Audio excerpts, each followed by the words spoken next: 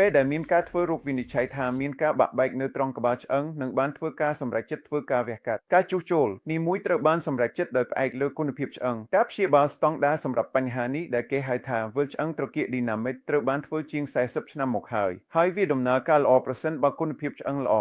ប៉ុន្តែប្រសិនបើគុណភាពឆ្អឹងមិនល្អការព្យាបាលត្រូវបានធ្វើជាទម្រង់នៃការជួសជុលដោយដាក់ដែកខ្ទាស់នៅក្បាលឆ្អឹងនិងដែកខ្ទាស់នៅត្រង់ក្បាលឆ្អឹងប៉ុន្តែយើងក៏បានចាប់ផ្ដើមឃើញមនុស្សអាយុ95ឆ្នាំមកព្យាបាលបាក់បែកត្រង់ក្បាលឆ្អឹងដូចគ្នា